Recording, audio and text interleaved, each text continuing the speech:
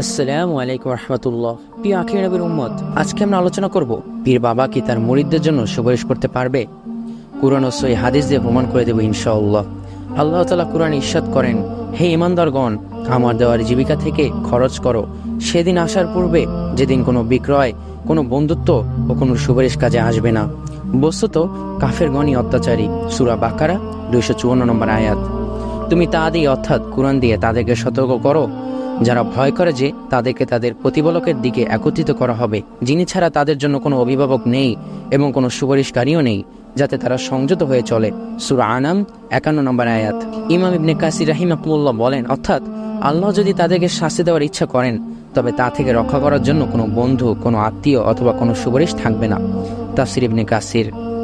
যে সকল পীর সাহেব তাদের মুরিদদেরকে জান্নাতে নিয়ে যাওয়ার আশ্বাস প্রদান করেন, তারা কি কিয়ামতের দিবসে আল্লাহর সামনে দণ্ডায়মান হওয়ার ভয় করে না? তারা কি আল্লাহর হিসাবের সম্মুখীন হওয়ার ব্যাপারে একদম নিশ্চিন্ত? তারা নিজেরাই যদি হিসাবের সম্মুখীন হয় তবে তাদের ওকালতি করবে কে? আল্লাহ তাআলা বলেন, ওরা কি আল্লাহর পাকড়াও থেকে নিরাপদ হয়ে গেছে? ক্ষতিগ্রস্ত জাতি ছাড়া কেউ আল্লাহর পাকড়াও থেকে নিরাপদ নয়। সূরা আরাফ আয়াত 99। আয়াতুল কুরসির মধ্যে আল্লাহ তাআলা বলেন, কে সেই এমন ব্যক্তি যে আল্লাহর কাছে তার অনুমতি ব্যতীত কারোর জন্য সুপারিশ করতে পারবে? সূরা বাকারা আয়াত 255। আল্লাহ তাআলা আরো বলেন, তার অনুমতি ব্যতীত কেউ কারোর জন্য সুপারিশ করতে পারবে না। সূরা ইউনূস আয়াত 3। মুরিদদের সাহায্য বা সুপারিশ করার জন্য পীর সাহেবগণ কি দুনিয়াতে আল্লাহর কাছ থেকে অনুমতি নিয়েছেন? কোথাও সেই অনুমতি পত্র দয়া করে তারা দেখাবেন কি?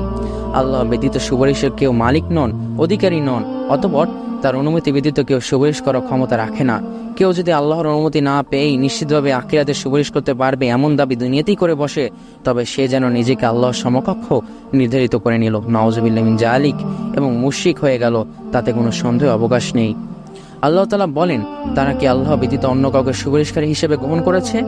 তাদের জিজ্ঞাসা করুন, তাদের কোনো কিছুতেই মালিকানা না থাকলেও এবং তারা না বুঝেও সুপারিশ করতে পারবে?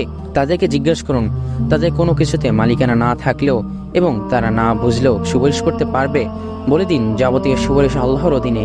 আসমান জমিন তারই সাম্রাজ্য, অতঃপর তারই কাছে তোমরা প্রত্যাবর্তিত হবে।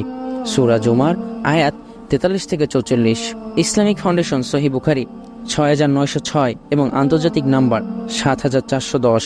মুয়াজ ইবনে ফাদালা রাহিমাহুল্লাহ আনসার রাদিয়াল্লাহু আনহু থেকে বর্ণিত, নবী করিম সাল্লাল্লাহু আলাইহি ওয়াসাল্লাম বলেছেন, কিয়ামতের দিন আল্লাহ ঈমানদারকে সমবেত করবেন। তখন তারা উক্ত করবে, আমরা আমাদের প্রতিপালকের কাছে কোনো সুপারিশ যদি নিয়ে যেতাম তাহলে তিনি আমাদেরকে এই স্থান থেকে শান্তি প্রদান করতেন।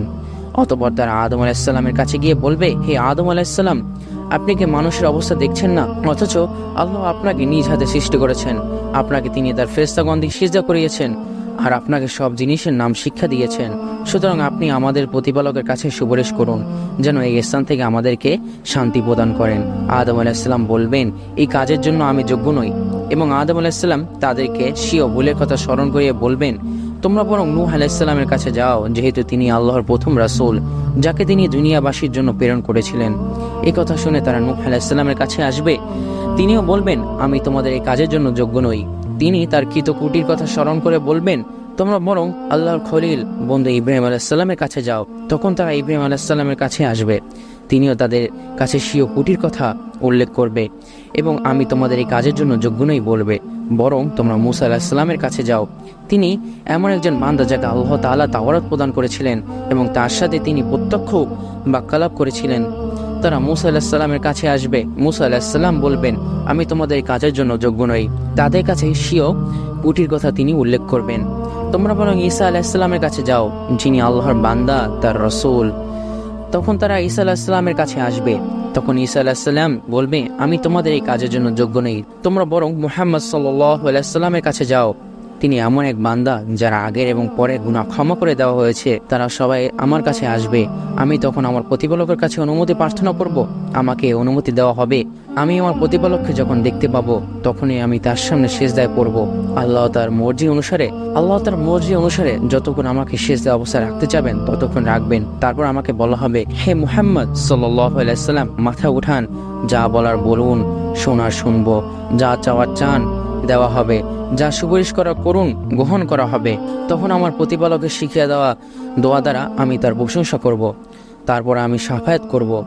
আমার জন্য একটা সীমা নির্ধারিত করে দেওয়া হবে। তারপর আমি তাদেরকে জান্নাতে প্রবেশ করিয়ে দেব। তারপর আমি ফিরে আসব।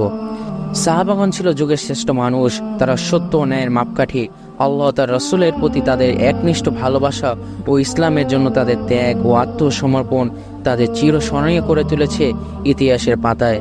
তারা কিয়ামত পর্যন্ত আগত মানুষদের জন্য তারকাতুল্য ও অনুসরণীয়। মুহাম্মদ ইবনে কাব আল কুরাজি রাহিমাকুমুল্লাহকে এক ব্যক্তি জিজ্ঞেস করলো, রাসূল সাল্লাল্লাহু আলাইহি সাল্লামের সাহাবীদের সম্পর্কে আপনি কি বলেন? তিনি বললেন, সাহাবীরা সবাই জান্নাতবাসী, যদিও দুনিয়াতে তাদের কারো দ্বারা কিছু ভুল ত্রুটি হয়ে গেছিল।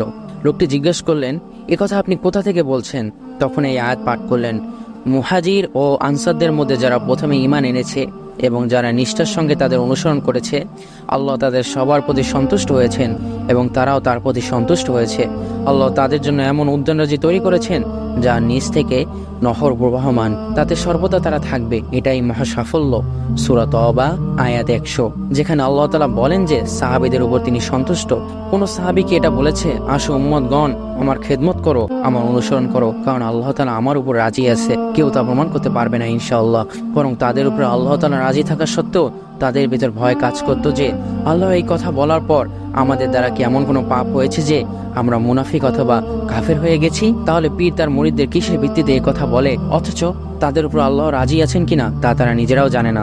আমাদের উচিত হক্কানি আলেমদের কাছ থেকে ইসলাম সম্পর্কে ধারণা নেওয়া এবং এর উপর আমল করা এবং নবীজি সাল্লাল্লাহু আলাইহি সাল্লাম ও তার সাহাবীদের আদর্শ অনুসরণ করা এবং কুরআন ও হাদিসের সাথে সম্পর্ক রাখা, যাতে কেউ আমাদের গুমরাহি করতে না পারে।